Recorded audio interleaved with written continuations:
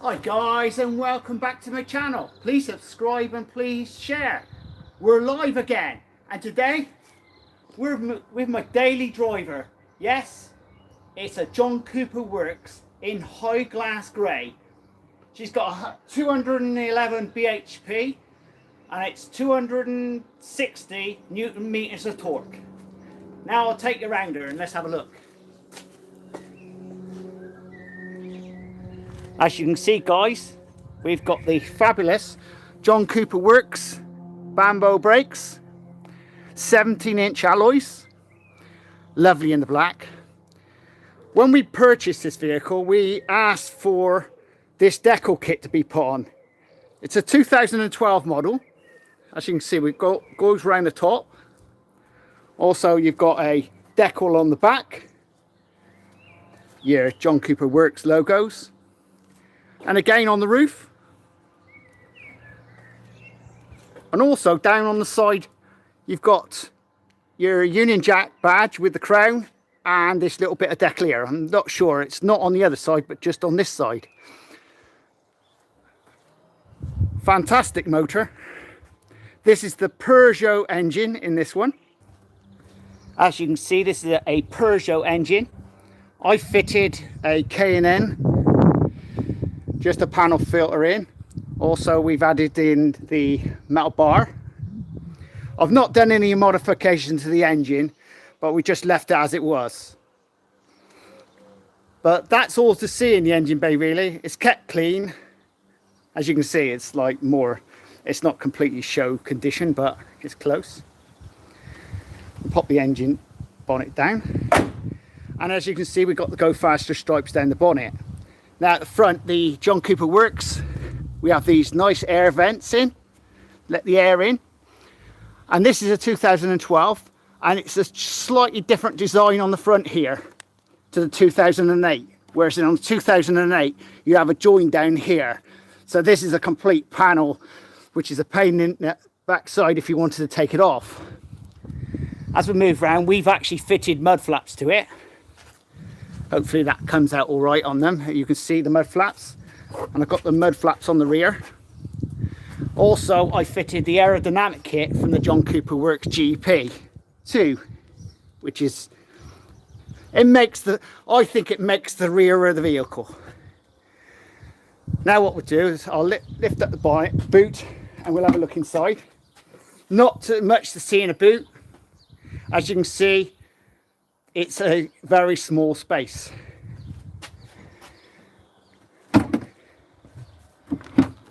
Right, let's have a look inside. Oh, I have actually fitted a small aerial.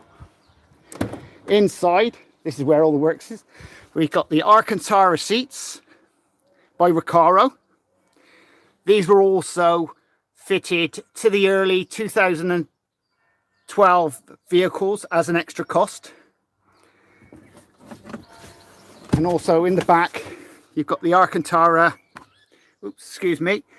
Alcantara rear seats as well. The extra bits and bobs I've put in is a bit of carbon fiber gear stick. Generally speaking, it's still mini in here. What's nice about the inside, you've got a little cubby hole, cool. Your glove box. And we've gone for pretty basic in here. I've got the upgraded equipment in that respect, but that's about a stretch of it. That comes with a Harman amplifier in the back, all through mini, Alcantara steering wheel, which only in 2012 they had this, and then they discontinued and went for straightforward back to leather. But apart from that, it goes lovely. I'll fire the engine up. I'm going to do this all one-handed.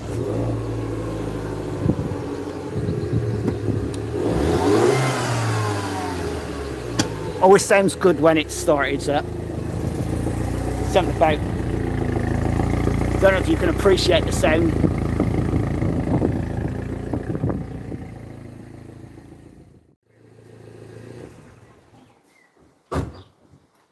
Now, she's done 36,000 miles from brand new.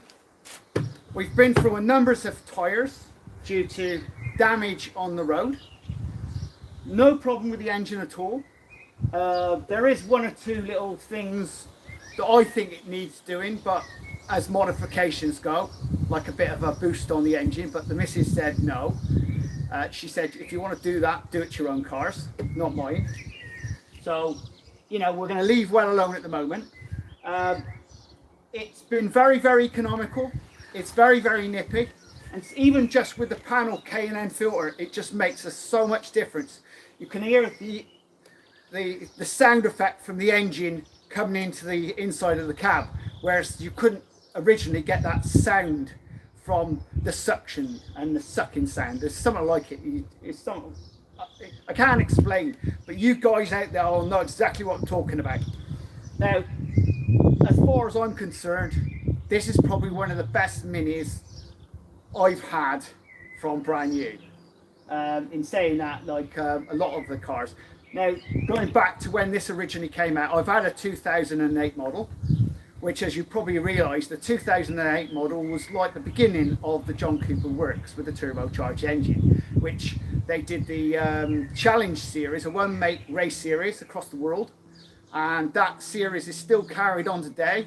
And you've got different variations, Cooper S, you've got the Clubman stuff, and again you've got the John Cooper works, and then you've got the F series and the rest of them, which they're going through at the moment. But in its day, this basically was a damn good race car, and in a format as it is now, it's just how it is. Because even the race cars have exactly the same engines. They were basically the same vehicle as you could drive on the road, but with certain modifications, obviously ripping out the trim, adding bits and pieces, roll cage and stuff to it, but that is it. That's about the best you get from it. So basically you take the whole car, strip it out, but most of the things had to be basically road orientated to make that homologation.